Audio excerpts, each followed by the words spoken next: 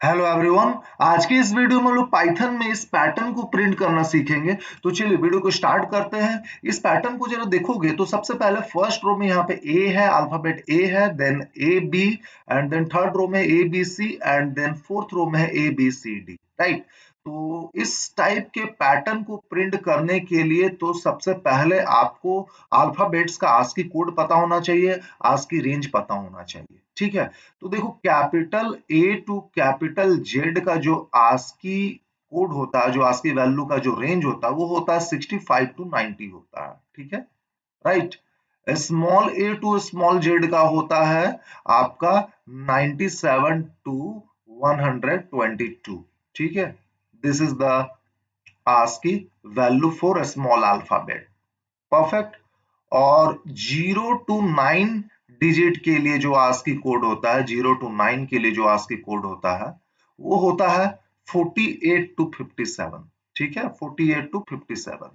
और space bar का 32 होता है। अगर आप इतना याद रखते हो तो जनरली जितने भी प्रोग्राम्स करेंगे हम लोग, है ना, सबके लिए ये इनफ है, इससे ज्यादा यूज नहीं होने वाला है, ठीक है।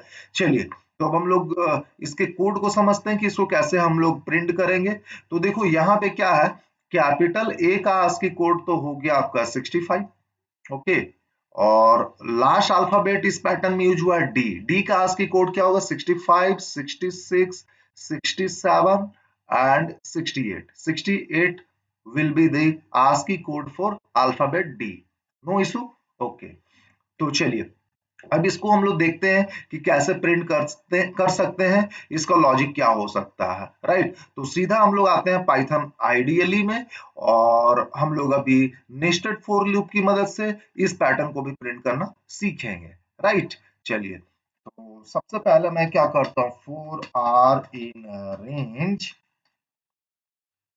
कैपिटल अल्फाबेट ए का आस्की कोड होता है 65, तो 65 कॉमा और डी का आस्की कोड क्या है 68 ना। तो यहाँ पे मैं करूंगा 69।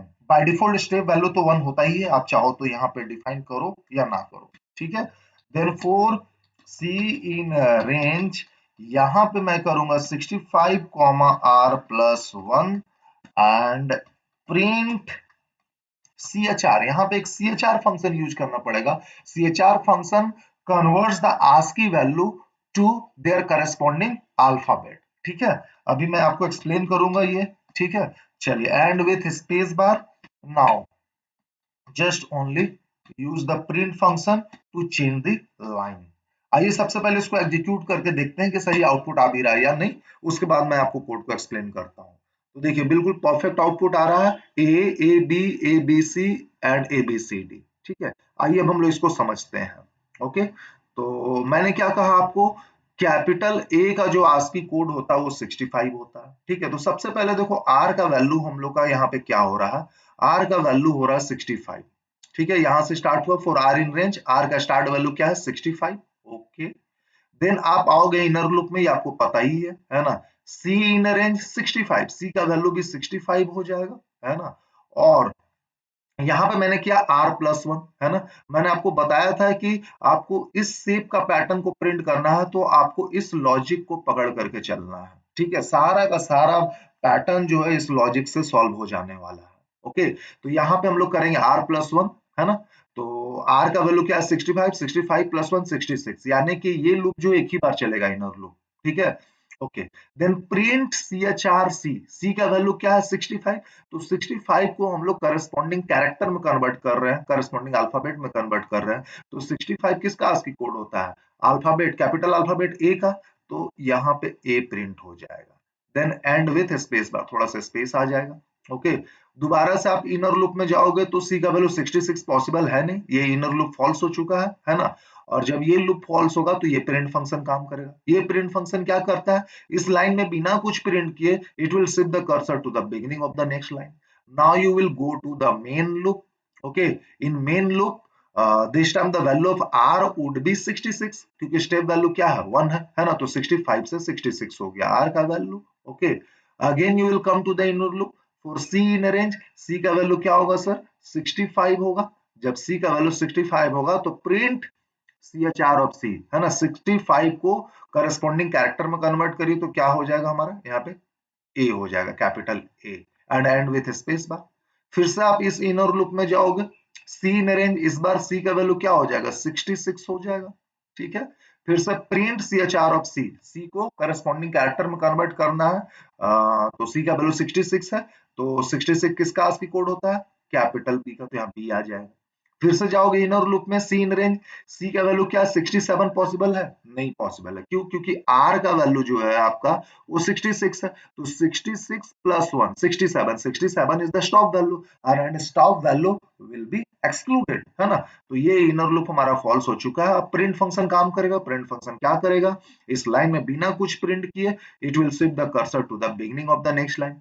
यहाँ के बाद आप फिर से जाओगे आउटर लूप में या कहो मेन लूप में, तो for R in range, R का वैल्यू इस बार हो जाएगा 67, और जब आर का वैल्यू 67 होगा तो इनर लूप में स्टॉप वैल्यू क्या बनेगा, 67 प्लस 1 68, है ना। तो फॉर सी इन रेंज, सी का वैल्यू सबसे पहले क्या होगा 65, तो 65 होगा तो ठीक उसी प्रकार से कैपिटल ए प्रिंट होगा, ठीक है, और थोड़ा सा स्पेस आएगा एंड विथ स्पेस बार।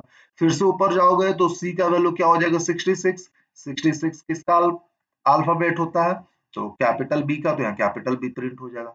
फिर से इनर लूप में जाओगे तो सी का वैल्यू हो जाएगा 67, है ना। 67 किसका होता है, 67 आस्की कोड किस किस अल्फाबेट का आस्की कोड होता है, तो कैपिटल सी का, तो यहाँ पे कैपिटल सी आ जाएगा। Okay, and with space bar of course. फिर से आप इनर लूप में जाओगे सी इन रेंज, तो सी का वैल्यू 67 तो पॉसिबल, 68 तो पॉसिबल नहीं है, 67 हो चुका है। क्यों पॉसिबल नहीं है, क्योंकि आर का वैल्यू क्या है 67 है, तो 67 plus 1 68, 68 is the stop value. तो ये लूप मेरा फॉल्स हो गया इनर लूप। फिर से ये प्रिंट फंक्शन काम करेगा सर, तो without printing in this line anything, it will shift the cursor to the beginning of the next line.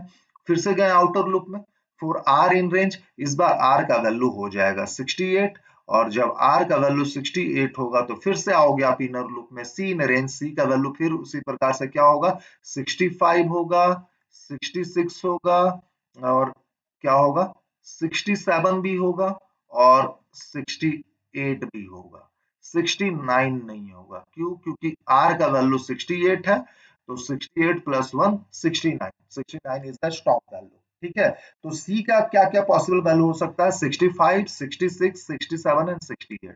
ठीक है, तो सबसे पहले 65 होगा, तो CHR फंक्शन उसको करस्पॉन्डिंग कैरेक्टर में कन्वर्ट करेगा, है ना, इस आस्की वैल्यू को, तो कैपिटल ए आएगा, 66 के लिए कैपिटल बी, 67 के लिए कैपिटल सी, एंड 68 के लिए कैपिटल डी आएगा।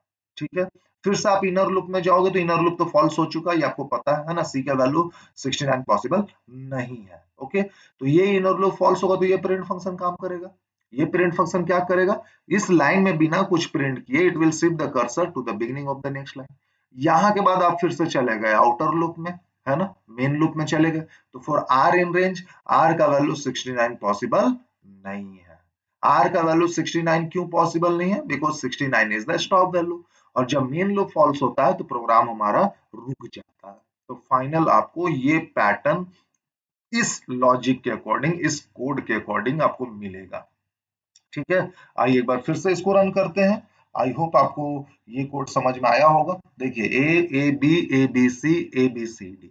ओके, तो आज के लिए बस हम लोग इतना ही रखेंगे। अगर आपको इस कोड में, इस लॉजिक में जरा भी कहीं भी डाउट है तो आप मुझे कमेंट कर सकते हो, मैं जरूर रिप्लाई करूंगा।